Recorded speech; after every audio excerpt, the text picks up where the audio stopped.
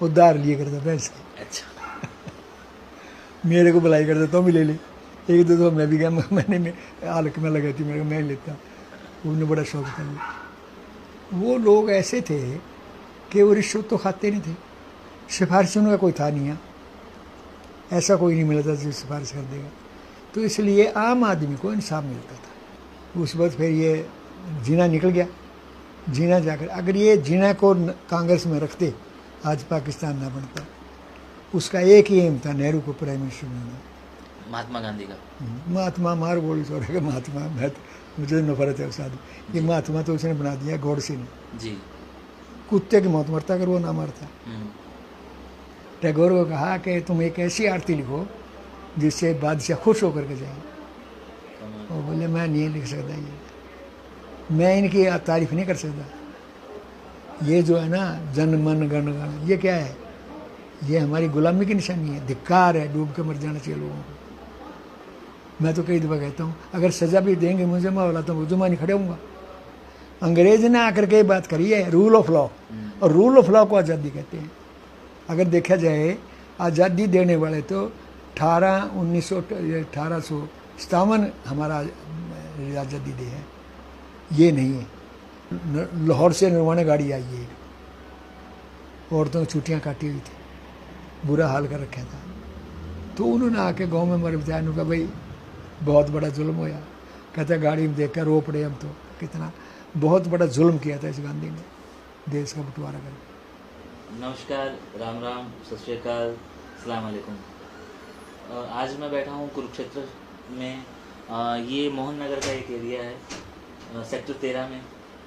मैं मिलने आया था श्री गुलाब सिंह जी से, जिनके बारे में मुझे पता था कि इन्होंने विभाजन को देखा है, क्योंकि ये पैदा यहीं हुए थे। हरियाणा प्रदेश के अंदर कैथल शहर है और वहाँ एक लगता एरिया है कलायत।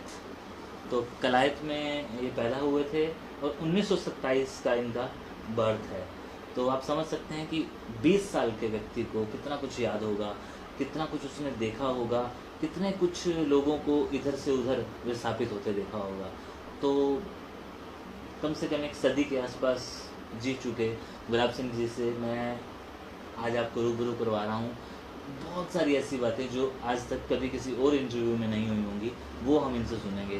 तो सबसे पहले गुलाब सिंह जी से कि सर, हमें आपने बताया कि 1927 को आपका जन्म हुआ था, तो वो कौन सा एरिया था कलायत का, किस इलाके में आप लोग रहा करते थे?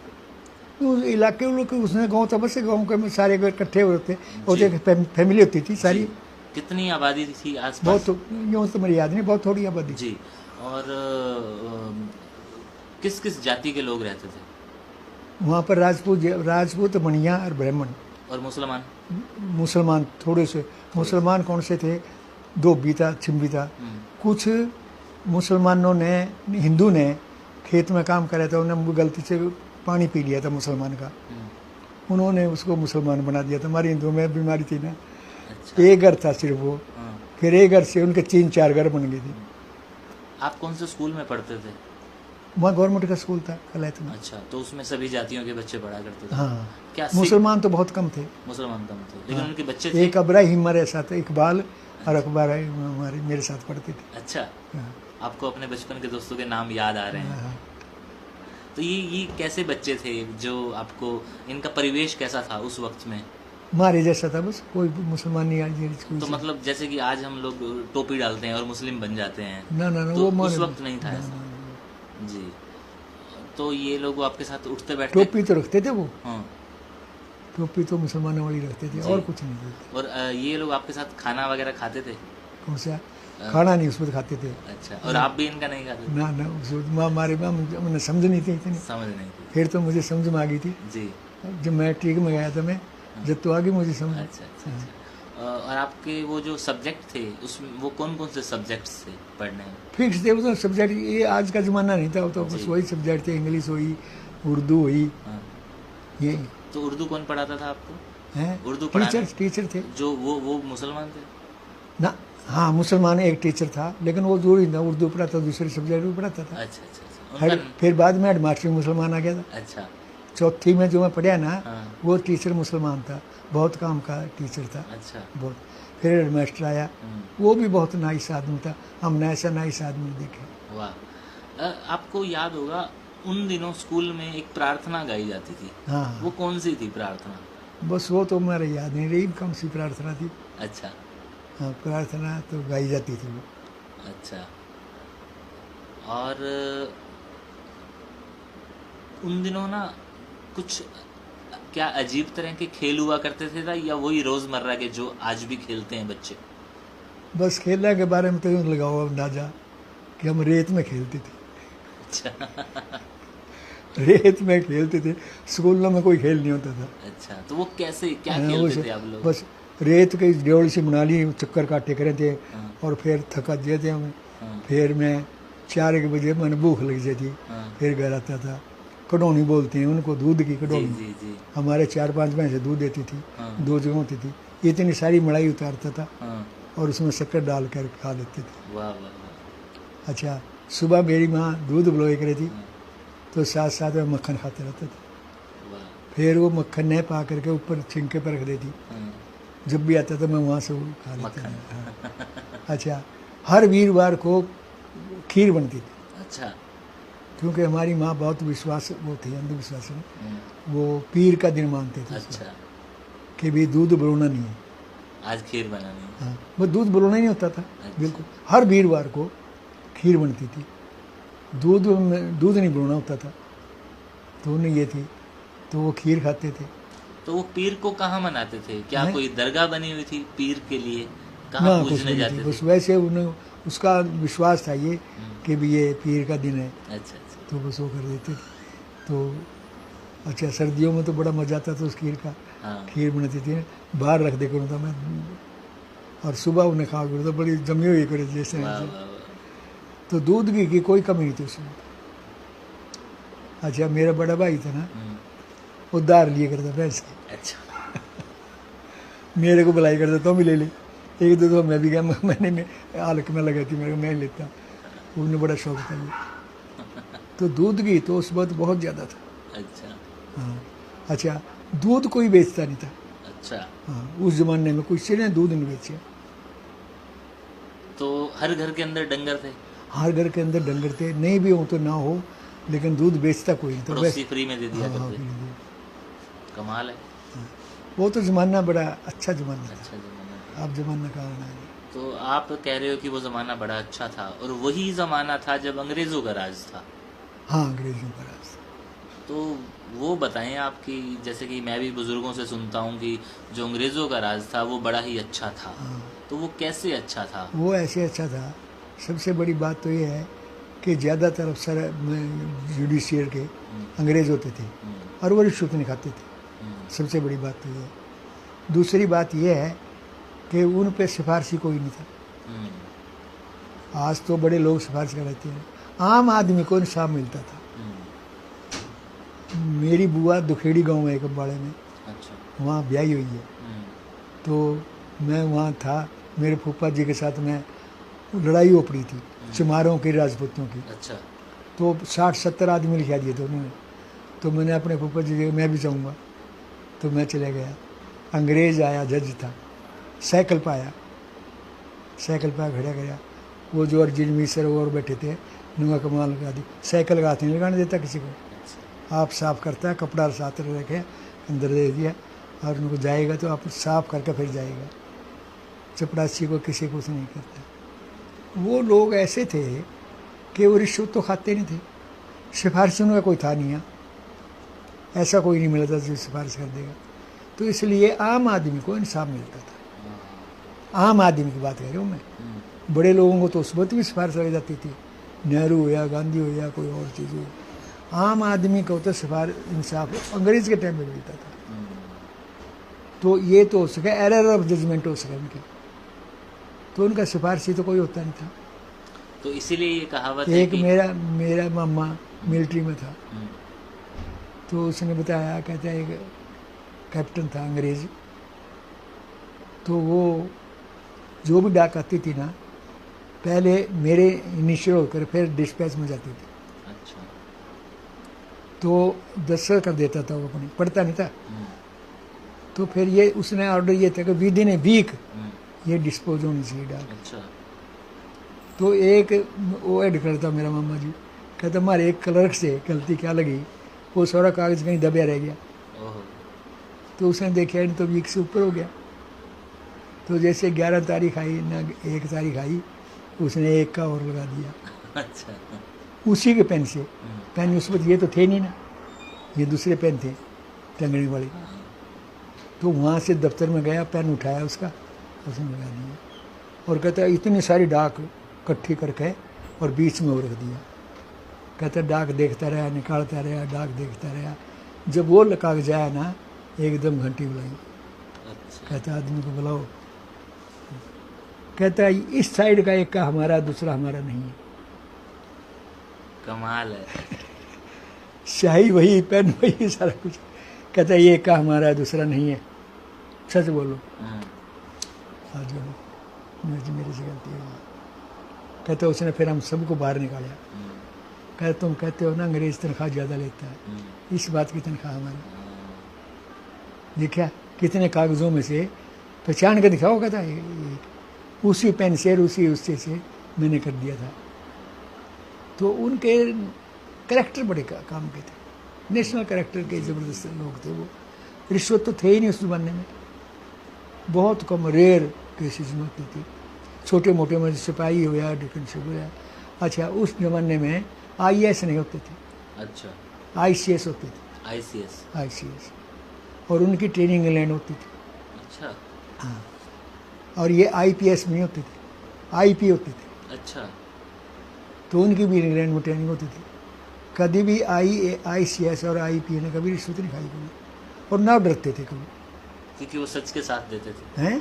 क्योंकि वो सच का साथ देते थे। हाँ, सच का साथ देते, वो डरते नहीं थे। जब ये पाकिस्तान, जब इंडिया समझो गुलाम बने दोबारा, तो उस वक्त कैरों साहब ने फ्लेचर को वही कर, उस वक्त के उनके ICS थे, वो बचे हुए थे ना, रिटायर 60 तक सारे रोक लिए थे। कैरों साहब ने फ़ोन किया, कहता फ्लेचर साहब एक फ़ाइल भेजी थी हमने। कहता कब भेजी थी? कहता 1 हफ्ता। कहता निकल गई? कहता ये कैसे? कहता मेरा 3 दिन के अंदर फाइल निकलती है मेरी, 3 दिन से अंदर कोई फाइल मेरे पास नहीं निकलती। अगर जिन रह गई तो उस आदमी को नौकरी से निकाल देंगे, डिसमिस करा देंगे। तो उसने पूछा, कहता चलो ये बताओ फैसला क्या हुआ? कहता वो फाइल देख के बताऊँगा। तो थोड़ी देर में कैरों साहब ने फिर फ़ोन किया। कहता क्या हुआ फैसला? कहता आपके खिलाफ हो गया फैसला। कहता फ्लेचर साहब क्यों ना आपको घर भेज दिया जाए। हंस के जवाब दिया था फ्लेचर ने, मिस्टर कैरों साहब, चीफ मिनिस्टरों को मैंने कार में आते हुए देखा है, वापस रक्शे में बैठ के जाते हुए देखा है। हम ICS ऑफिसर हैं, हम तो रिटायर होकर घर जाया करते हैं, इससे पहले दुनिया की कोई ताकत हमें घर नहीं भेज सकती। ऐसे ऐसे अफसर थे वो, तो बड़े ज़बरदस्त थे। वो अफसर अब कहाँ रहे? ये जब IAS आए ना, तब बेड़ा गर्क हो जाए।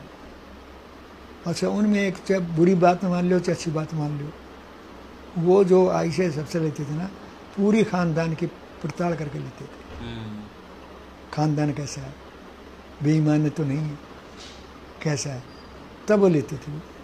आजकल तो इसको ये समझते हैं ना गलत है, तो भाई नहीं आज़ादी है, हर एक आदमी होना चाहिए। वो देखते थे इसकी फैमिली का बैकग्राउंड क्या है, इनकी इज्जत क्या है इलाके में, खून में ईमानदारी है कि नहीं। हाँ, उनके तो कानून बड़े अच्छे थे जी। एक सेशन जज के पास एक वो बैठते थे असेसर, मेरे अंकल जेलदार थे, वो भी असेसर थे। 5 असेसर एक जज के पास, सेशन जज के पास कमरा था, उसमें बैठते थे। किसी को मौत की सज़ा देने के लिए असेसर से पूछता था वो कि तुम अपना फैसला सुनाओ। उन्होंने क्लर्क देखा था, अपना फैसला सुनाते थे, तब देते थे फांसी। आजकल कोई पूछता है? मेरे अंकल जेलदार साहब उसमें असेसर होते थे, सारे ज़िलों में जहाँ पर था ना, सारा कुछ कर रखा था। हमारे हरियाणा के वो मिनिस्टर थे ना, क्या नाम उनका, अंग्रेज़ के टाइम में, कभी उनके काम में दखल नहीं दिया हैं। हाँ, छोटू राम। छोटू राम ने कितने कानून पास करवाए हैं, कभी उनके मामले में दखल नहीं दी। खिजरे याद हाँ होते थे चीफ मिनिस्टर पंजाब के, और पंजाब के चीफ मिनिस्टर होते हुए किसी आदमी ने उनके खिलाफ दरख्वास्त दे दी। पटवारी ने वो बता दिया नुकन कि जो कोठी बाग में है ना, इसमें शामला ज़मीन है। अच्छा। तो उन्हें दरख्वास्त दे दी। दरख्वास्त देने पर उसकी पैमाइश हुई। पैमाइश होने पर वो साबित हो गया कि तो उसमें फिर दोबारा पैमाइश करी, दोबारा भी आ गया। तो उन्होंने मिनिस्टर साहब ने कहा कि ऑल राइट, कोठी को गिरा दिया जाए। अच्छा। ये थे ज़माने। कहता जितना भाग इसका पार्टी से मारा ना उसको गिरा दिया जाए, मुझे नहीं चाहिए। तो पटवारी जी उनके पास गए फिर महाराज मैंने माफ़ कर दो। कहते हम पटवारी हैं, जिम्मेदारों के लिए तो हम खुदा होते हैं। आप जब से चीफ मिनिस्टर बने हो आपकी फैमिली मुझे भूल गई, देते थे ना सालाना कुछ। हाँ। कहता आपके पास आता नहीं कुछ भी? उनको ना पूछ नहीं आता, बुला के पूछ ले उनको। अच्छा। तो उन्हें बुलाया, उनको पटवारी को कुछ नहीं देते थे आप? उनको ना, उनको भाई पटवारी तो साला चलो कोठी तो मेरी कोई बात नहीं। ना जी कोठी ना गिराओ। नुआ क्या बात? अरे कोठी ना गिराओ आप, दोबारा ये तीसरी बार मिलने वाले हो। नुआ फिर क्या हो जाए ना, आप चिंता क्यों करते हो? तीसरी बार फिर उन्हें खिजरे हथ खान ने कहा कि एक बार पैमाइश और कर दी जाए। पैमाइश करी तो कोठी अंदर आ गई। तो उसने उसको पटवारी को बुलाया, नुकरा क्या बात थी? वो कड़ी हो एक रहती है, लोहे की कड़ी हो एक रहती, छोटी छोटी कड़ियाँ हो एक रहती उसमें। कहता है जब ये मैं जरीब दिया था 2 कड़ी निकाल देता था। अच्छा। अब मैंने डाल दी। तो इस में अच्छा देखो, अंग्रेज ने 1857 में अपना हाथ में राज लिया। इससे पहले तो ईस्ट इंडिया कंपनी थी। 1857 में उन्होंने आकर देखा कि अजीब देश है, तो यहाँ कोई रूल ऑफ लॉ है ही नहीं, वचनों में बंधे हुए हैं। वचन दे दिए कि जाओ फलाना कर दो, वो कर दो। तो उन्हें आकर के सबसे पहले लॉ कमीशन मुकर्रर करें। जो लाहौर की असेंबली है अंग्रेज़ की बनाई हुई है, लखनऊ की असेंबली अंग्रेज़ की बनाई। 18 स्टेट थी उस वक्त, 18 के 18 में असेंबलियाँ बनाई और 18 के शहरों में चीफ मिनिस्टर बनाए, इलेक्शन करवाए। चौधरी रणपत सिंह पाई वाले हमारे एमएलए हुआ करते थे, सर छोटू राम मिनिस्टर होते थे। तो अंग्रेज ने आकर जब देखा सारा ठीक हो गया सिस्टम, कभी किसी मिनिस्टर के काम में दखल नहीं दिया। फिर उसने सोचा कि ये तो ठीक हो गया, शहरों का क्या करें? म्यूनसिपल कमेटी बनाई, 1935 में बनाई। तो 1935 में उन्होंने म्यूनसिपल एक्ट पास किया, म्यूनसिपलिटी बन गई, शहरों का हो गया। और उन्हें सोचा अभी राज का भी बना लिया, चीफ मिनिस्टर बन गए, एमएलए बन गए, असेंबलियाँ बन गई, और ये भी हो गया। देहात का क्या बनेगा? डिस्ट्रिक्ट बोर्ड बनाए, सारे इख्तियार इनको दिए, डिस्ट्रिक्ट गाँव वालों को। स्कूलों के ट्रांसफ़र करना, हॉस्पिटलों के सारे ट्रांसफ़र दिए। उन्होंने अपने पास कुछ नहीं रखे और कभी किसी का दखल नहीं दिया। हमारे रियासत पटियाला थी हमारी। अच्छा। ये जो अब अरविंदर है ना, इसका दादा हमारे महाराज होते थे। अच्छा। ये पंजाब का चीफ मिनिस्टर है ना, जी, जी, जी। इसके दादाजी होते थे। तो कहने का मतलब ये है कि उन्होंने किसी के उसमें दखल अंदाजी नहीं करी है ना। अच्छा, और किसी भी रियासत में अंग्रेज़ का कैलेंडर नहीं होता था। अच्छा, हिंदू? हाँ, दूसरा होता था ये जो हमारा ये जेठ जाड़। हाँ। तो मैं जब कलैत से छठी स्कूल का 6 जमात का था, मैं कैथल आया ना, कैथल के टीचर देख करके मेरे सर्टिफिकेट, ये क्या भाई तेरा कैसे लिखें बर्थडे? मुझे क्या पता जी। वहाँ जो मैंने निर्वाणा में तहसील थी, पेशियाँ जो मिलती थी ना, 15 साढ़ 15 सावन, ऐसे अंग्रेजी कैलेंडर था ही नहीं।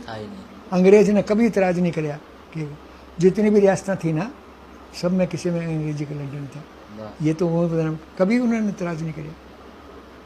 तो मेरा फिर उन्होंने बड़ी मुश्किल से डेट निकाली है, मुझे अच्छी तरह से याद है। अच्छा, आपको अगर याद हो कि कब ये फुसफुसाहट शुरू हो गई थी कि बंटवारा होने वाला है, क्या हो गया था अचानक से, कैसे ये सब? ये बंटवारे की तो देखो जी लंबी हिस्ट्री ये है कि 1935 में पहले तो गांधी ने जीना को निकाला। ठीक है। वो जैसे कोई आदमी दुकानदार झाड़ू लग जाएगा देना, वो उठ के चला गया था। फिर जीना को निकालने के बाद रास्ता सा उसका एक ही एम था, नेहरू को प्राइम मिनिस्टर बनाना। महात्मा गांधी का? महात्मा मार गोली छोड़ के महात्मा, मैं मुझे नफरत है उस आदमी। ये महात्मा तो उसने बना दिया गोडसे ने जी। कुत्ते की मौत मरता अगर वो ना मरता। तो उस वक्त फिर ये जीना निकल गया। जीना जाकर अगर ये जीना को कांग्रेस में रखते आज पाकिस्तान ना बनता। ये इस गांधी की बेईमानी थी कि वो नेहरू को बनाना चाहता, उसके बाप से पैसे लिए थे। अच्छा जी, उसके बाद फिर जीना तो निकल गया, गांधी ने बड़ा आराम से आया, नेताजी आगे। अच्छा। मैं मेरे पे कटिंग है सारी, वो दिखाऊंगा आपको।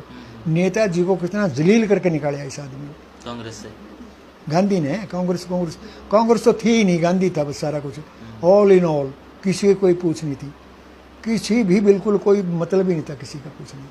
यही जो कुछ करता तो था। नेताजी के साथ तो लोग पहले से थे, विश्वसनीय थे लोगों के लिए तो नेताजी ना। लेकिन इसने तो निकाला। मैं आपको ट्रेनिंग भी दे दूंगा जो मिल गई, मैंने दे दूंगा। इन्हें ऐसा कराया था ना, नेताजी ने 1932 में इलेक्शन लड़ना चाहा दोबारा। अच्छा। गांधी ने कहा अभी तो एक दफ़ा प्रेसिडेंट बन चुका है कांग्रेस का, अब दोबारा मत बन। उन्होंने कहा दोबारा बनूंगा। तो ये नहीं हटिया। गांधी ने सीता भाई पट्टार मैया को मुकाबले में खड़ा कर दिया। अच्छा। सीता भाई पट्टार मैया हो करते, तो उसने हर एक वोटर के घर में गांधी खुद गया कि मैं खड़ा हूँ इसकी जगह। सीता भाई पट्टर कौन थे? लीडर था कांग्रेस का। अच्छा। सीता भाई पट्टार मैया का लीडर था बड़ा तगड़ा। उसने कहा कि भाई और कोई तैयार नहीं होया नेताजी के खिलाफ लड़ा वैसे। उन्होंने कहा तू लड़। उन्होंने कहा मेरी वोट, मैं दिखाऊंगा तेरे को। गांधी ने कहा मैं जिताऊंगा तेरे को। घर घर में गया गांधी, एक एक वोट में गया और जमान जब्त होगी उसकी। नेताजी बन गए। तो गांधी के लफ्ज़ हैं वो मेरे अच्छी तरह भी याद हैं, दिस इज़ माई पर्सनल हार। तो फिर नेताजी ने पूछा था उससे कि इसमें पर्सनल क्या है, इलेक्शन तो इलेक्शन होता है। सही बात। इलेक्शन तो इलेक्शन होता है। तो प्रेसिडेंट बन के नेताजी ने क्या कराया, कमेटी बनानी होती है, प्रोसेस था उस वक्त, अब का तो कुछ और है ना। तो उसने कमेटी बना दी। कमेटी बना करके तो गांधी ने कहा कि भाई कमेटी वो एक मेंबर बुलाए, कहता तुम इस्तीफा दे दो। उन्होंने क्या बोला, इनको दोबारा होनी चाहिए कमेटी। अच्छा। उन्होंने इस्तीफा दे दिया। नेहरू ने भी दे दिया। एक शरत चंद्र बोस था, उसने नहीं दिया, वो उसका भाई था। भाई क्यों इस्तीफा दें हम, पता तो लगे। तो उसने जी कमेटी न वो फिर एक लिख दिया, भेज दिया, कमेटी की मीटिंग रख दी। तो नेताजी पे भी गया। नेताजी हॉस्पिटल में दाखिल थे उसमें।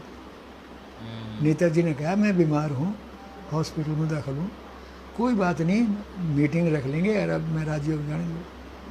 तो गांधी ने कहा नो, उसी दिन मीटिंग होगी। वो मेरे पास कटिंग पड़ी है, अब दिखाऊंगा आपको किसी दिन। हॉस्पिटल वाले विजिलेंस से उसको एम्बुलेंस में लेकर आए और स्टेज पे पढ़ा दिया। कहते हैं ये सीरियसली, और आपने इसको मीटिंग में बुलाया। तो नेताजी ने पूछा अभी क्या चाहते हो आप। कहता कमेटी दोबारा बनाओ। कहते कमेटी तुमने बना दी थी। कहता नहीं ये नहीं, जो नाम गांधी चाहता है वो दो। उन्हें कहा कि अच्छा, वहीं स्टेज पे बैठे बैठे इस्तीफा लिख कर मेरे इस्तीफा कांग्रेस छोड़ दी थी। पहले जिन्हों को निकाला, फिर निकाला इसने नेताजी को। आखिर में आकर के 1946 में एटली ने इंडियन इंडिपेंडेंस पेश कर दिया।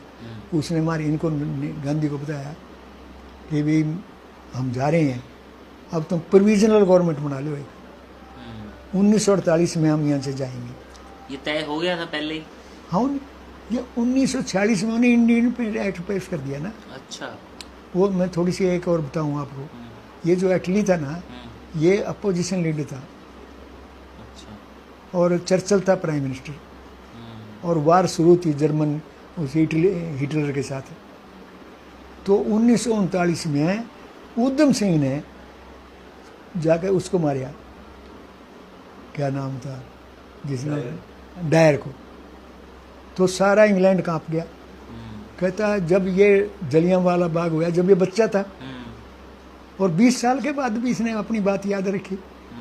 कहता भी हिंदुस्तान छोड़ देना चाहिए। एटली था अपोजिशन लीडर, इसने कहा भी देखो जब तक हमारा वार हिटलर के साथ है हम भारत नहीं छोड़ सकते, सारी मिलिट्री तो भारत की लड़ रही है। तो लोग मान गए। अगले साल नेताजी निकल गए और हिटलर से जा मिले। कमाल है। तो लोगों ने फिर कहा कि इनको जी तो अब रहना वहाँ ठीक नहीं। एटली ने फिर कहा मैं मानता हूँ रहना ठीक नहीं है, हालात ख़राब हैं, लेकिन लड़ाई सारी मिलिट्री तो भारत की लड़ रही है, फिर आपको बचाएगा कौन? सही बात है। तो आप ये मैं वादा करता हूँ अगर लड़ाई ख़त्म होने के बाद इलेक्शन हुआ और मेरी पार्टी लेबर पार्टी पावर माइर मैं प्राइम मिनिस्टर भारत छोड़ दूंगा। अच्छा। उन्हें मैनिफेस्टो में लिखा है अपने में कि अगर मेरी पार्टी भारत में आई तो 1940 में उन्हें इंडियन पेश कर दिया। तो उसे पूछा गया था मैंने वादा कराया था। फिर वो 1956 में 56 में यहाँ आ गया। तो वहाँ का गवर्नर था कोलकाता का, उसने पूछा जी मैं तो वहाँ आना चाहता था। कहता क्या वो 3 सवाल है मेरे कि आपने 1940 में इंडियन इंडिपेंडेंस पेश कर दिया, उसमें तो यहाँ कोई गड़बड़ थी ही नहीं। कोई भी तो आतंकवादी नहीं था, कोई वो नहीं था, ये क्या आपके दिमाग में आया? फिर उन्होंने बताया, कहते मैंने वादा कर रखा था। और दूसरी बात यह है कि हमारा मिलिट्री से भरोसा उठ गया था। अच्छा। हमारा आज मिलिट्री नेताजी से प्रेरित हो चुकी थी। ठीक है, ठीक है। वो नेताजी से प्रेरित हो चुकी थी। और 1940 में जो म्यूटनी हुई वो भी उसी वजह से हुई। तो कहता हमने राज मिलिट्री के भरोसे किया था, तुम्हारे भरोसे में सही। तो इसलिए हमने जाना। फिर उन्होंने पूछा ना भी 2 तो डरते मान, एक तो नेताजी का, एक वो नेवी में हुई थी। कहता गांधी जी हंस के जवाब दिया मेरे पास कटिंग है, वो तो हमारा अपना आदमी था। एटली कहता है वो हमारा अपना आदमी था। कहता तो हमारा अपना ही था, उससे क्या डर। दूसरी चीज़ आपको सुनाऊँ, बड़ी अजीब सी चीज़ें हैं। 1911 में ये जिसको राष्ट्रपति भवन कहते हैं ना, ये वायसराय हाउस था। ठीक है। इसका उद्घाटन करने के लिए वहाँ का किंग आया था, जॉर्ज पंचम, जॉर्ज 5 वहाँ का किंग था। वो आके कलकत्ता ठहरा। कलकत्ता ठहर के उसने कहा कि मुझे कांग्रेसी लीडरों से मिलना है। तो उन्हें कहा नरम दल से नहीं, गांधी नेहरू से नहीं, गर्म दल से मिलना। तो उन्हें कोशिश करके उनको जी गर्म दल तो आपके पास आना नहीं चाहता। बड़ी कोशिश करी। उनका फिर मैं दिल्ली जा रहा हूँ उद्घाटन के लिए, दिल्ली में ला दो मुझे। अच्छा। उनका जी हम दिल्ली कोशिश करेंगे। फिर वो दिल्ली गया। दिल्ली भी गर्म दल वालों ने कह दिया हम नहीं मिलते। उन्होंने कहा जी तो नहीं मिलना चाहते आपसे। तो उस वक्त नेहरू ने, गांधी ने फिर क्या कि गर्म दल वालों से नफरत कराने के लिए इसकी आरती उतारी जाए। अच्छा। और ऐसी आरती उतारी जाए जिससे खुश हो गए। तो वो बंगाल का क्या रहा नाम उसका, पोएट टैगोर को कहा कि तुम एक ऐसी आरती लिखो जिससे बादशाह खुश होकर के जाए। वो बोले मैं नहीं लिख सकता, ये मैं इनकी तारीफ नहीं कर सकता। उसके दामाद को बुलाया फिर टैगोर के कि तुम लिखवा सके। फिर उसके दामाद ने उसे कहा, कहता पिताजी आपने तो लिखने हैं, इसमें क्या? कहते रहे अंग्रेज़ों की तारीफ करूँगा। यूँ करना कर दे। ये जो है ना जन मन गण गण, ये क्या है? ये हमारी गुलामी की निशानी है, धिक्कार है, डूब के मर जाना चाहिए लोगों को। मैं तो कई दफ़ा कहता हूँ अगर सज़ा भी देंगे मुझे, मैं बोला तो जुमा नहीं खड़े होऊंगा। ये कोई गाना है हमारा, और सिंगल वॉइस से पास हुआ था। सारी पार्लियामेंट खिलाफ थी इस गाने के, पूरी की पूरी पार्लियामेंट, एंटायर पार्लियामेंट खिलाफ थी। एक नेहरू से सुना तो एक गाना गाया गया। फिर उसने इंग्लिश में इसका वो कराया।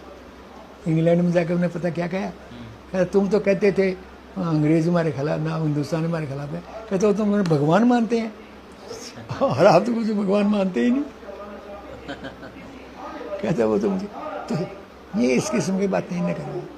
टैगोर ने मरते वक्त लिखा फिर, कहता आज मुझे बड़ा दुख है कि मैंने ये गाना लिख दिया, मैंने लिखना नहीं चाहिए था। गॉडसे का स्टेटमेंट पढ़ा कभी आपने? गॉडसे का स्टेटमेंट? हाँ भाई मैंने उसे क्यों मारा, ये वाला? हाँ, जो आखिरी स्टेटमेंट था उसका, फांसी होगी उसके बाद। जी बताएं। वो मेरे पास, मैं सारी चीज़ दे दूंगा आपको। अच्छा। तो गॉडसे ने लिखा, अगर मैंने मारना होता ना तो मैं 15 अगस्त को मार देता इसको। मेरी इसकी कोई दुश्मनी नहीं थी, मेरी इसकी बिल्कुल कोई दुश्मनी नहीं थी, लेकिन 15 अगस्त को के बाद पाकिस्तान ने कश्मीर पर चढ़ाई कर दी, जिसको हम गुलाम कश्मीर कहते हैं। तो नया नया पाकिस्तान बना था, पैसा था नहीं, क्योंकि 46 में तो 47 में तो होता, 48 में हमला कर दिया। 2 महीने के बाद पैसा था नहीं, मिलिट्री ने वहाँ कहा कि भाई पैसा ले आओ, खुराक ले आओ, कपड़े ले आओ, वेपन ले आओ, पैसा नहीं था नहीं। बंटवारा जो है पाकिस्तान का 55 करोड़ हमारी तरफ रह रहा था, भी बाद में दे देंगे। तो पाकिस्तान ने कहा भी जो 55 करोड़ रुपया हमारा रह जाए वो दे दो। सरदार पटेल तो हमेशा कहता 55 की बजाय 65 भी दे दूंगा, पहले फौजें पीछे हटाओ। एक तो हमला कर रहे हो हमारे ऊपर और हमारे से पैसा मांग रहे हो, पहले फौजें पीछे हटाओ। तो मुसलमान सारे इकट्ठे हो गए, मुसलमान इकट्ठे हो गए सारे, गांधी भी गए। गांधी फिर पटेल पे गया, पटेल ने बहुत जोड़ किया इसको, कहता मैंने पार्टी छोड़ दी, मैं कांग्रेस में नहीं रहा, फला नहीं रहा, मैं राज में। कहता राजकुमार में दखल क्यों दे रहा हमारे, आगे बन जा, मेरी जगह वो मिनिस्टर। फिर ये नेहरू पे गया, मौलाना आज़ाद पे गया, बोले गणेश जी वो नहीं मानता, बात उससे ठीक है, फौजें पीछे हटाओ, पैसा ले लो। मैंने वो तो नहीं इनकार किया। कहता जब इसने मन व्रत रखा 17 जनवरी में, अच्छा 31 को तुम्हारे आई नहीं, कहता 17 जनवरी को जब इसने मन व्रत रखा ना 65,000 रुपये देने के लिए, कहता उस वक्त मैंने कसम उठाई थी कि इसकी गोली मारूंगा, इस हरामजादे को जो मन व्रत ने पार्टीशन को रोकने के लिए थे वो पैसे के लिए रख दिया। कहता 17 जनवरी से ही मैं लग रहा था इसके पीछे, लेकिन जब भी निशाना लगाता था कोई न कोई सामने आ जाता था, मैं इसको कल्ला को मारना चाहता था। 31 को मेरी बात में कहता मेरी इससे कोई दुश्मनी नहीं थी, ये ने हमारा कश्मीर रखवा दिया। बिल्कुल। कहता है सारा का सारा पटेल तो सारा कश्मीर ले लेता, आज ये समस्या नहीं बनी थी, बांट दिया ना है। तो इतना बदमाश आदमी था ये। अच्छा दूसरी बात एक और ना, कभी भी इतिहास में मजहब के आधार पर किसी देश की तस्कीम नहीं हुई, मजहब के आधार पर देश का कभी बंटवारा नहीं हुआ। हिस्ट्री उठा के देख लो आप, मजहब के आधार पर नहीं तो अगर हो ही गया था पूरे मुसलमान वहाँ जाने चाहिए थे और पूरे हिंदू यहाँ आने चाहिए थे। इसने पता था कि भी हिंदू नाराज हैं तेरे से और ये मुसलमान तेरे साथ ही रहेंगे, ये गलत किया।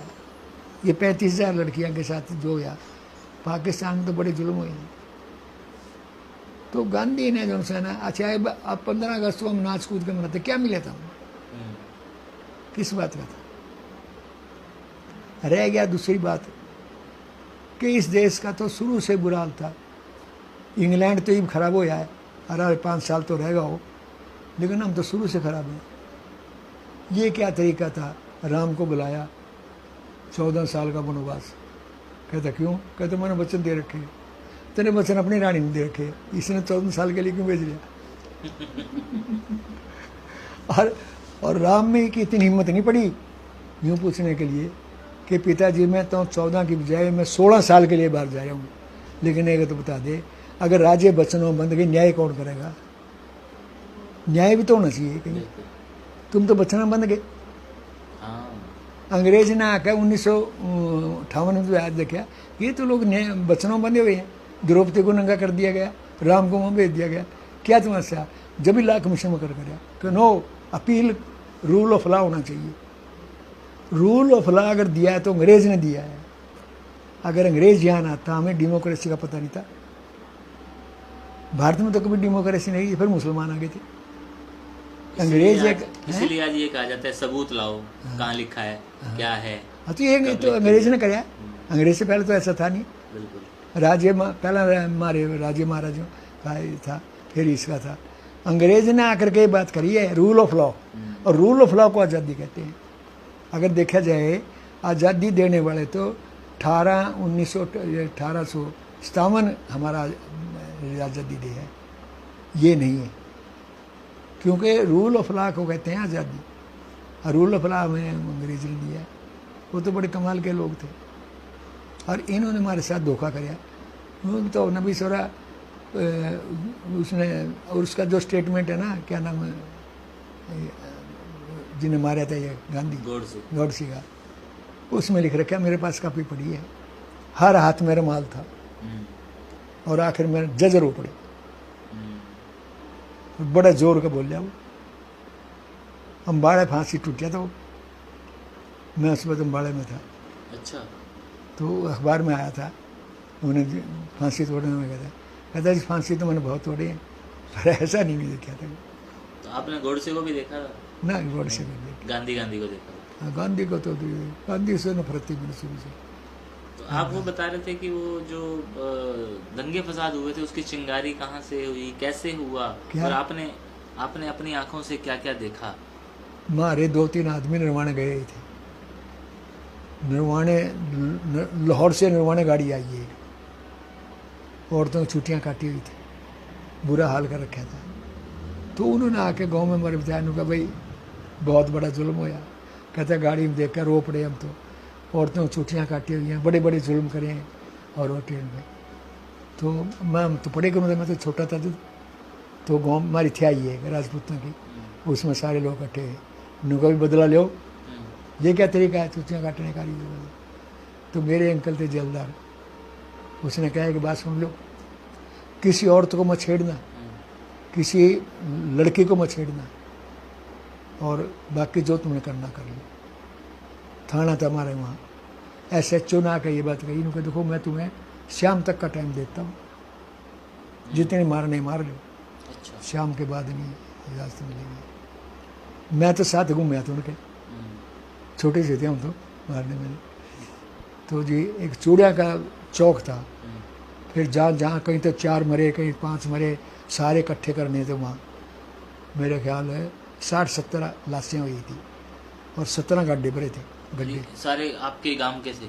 हाँ। अच्छा। 17 गड्ढे भरे थे। तो अच्छा, जब उस दिन थोड़ी थोड़ी बारिश हो रही थी, कणियाँ पड़ रही थी। एक राजपूत है कालू, तो एक आदमी ने आके कहा, कहता पूरे मुसलमान बैठे थे इसके पास, और इसने लुको दिए। तो सारे इकट्ठे होकर, सारे हम तो बच्चे थे, साथ चले गए। कालू ने कहते बता कहाँ वो मुसलमान है? कहता कौन है मुसलमान, यहाँ देख ले कोई, मैंने दिल लुको रखा कहीं, कहाँ लुको रखे मैंने? तो एक आदमी बोला नहीं, कभी और तो मुझे पता नहीं, यो जो रेड़ू है ना, रेड़ू होता है जिसमें बैठ कर जाए करते। कहता जब मैं आया ये सीधा खड़ा था, अब सारा मुद्दा हो रहा है इसके बीच में। वो उठाया तो निकल गए, मेरे सामने मारे, बड़ा दर्द होता था। अच्छा, आपने देखा? हाँ देखा, मरते हुए देखे, काट दिए। तो एक और जगह देखा, मारे कुंबे में थे, सुंदर हो गया था नाम उसका, बड़ा तकड़ा था, बड़ा पहलवान था। तो एक जगह जब गए ना, तो वो जो मुसलमान था ना, वो ले गए भाई इनको लड़ते हुए मरूंगा, जो नहीं मरता मैं तेरे से लड़ूंगा। तो वो तो अंदर था, ये बाहर थे। वो जब तख्ता खोलता था ना, बाला मारता था। तो उन्हें कहा भी ये तो नहीं काबू आंदा, मेरी देर लगाई। तो भाई अरे इतने मुसलमान आपने मारे, डूब के मर जाओ, इसने मार के दिखाओ कोई। और वो कहता मुझे मारो। फिर एक सुंदर हो एक रहता जी, नाम था उसका सुंदर। वो कहता कोई बात नहीं, ऊपर चढ़ गया कोठे का चढ़ के वो पाड़ी, छत पाड़ी, और वो बाला लेके खड़े हो गया, उनको आ नीचे।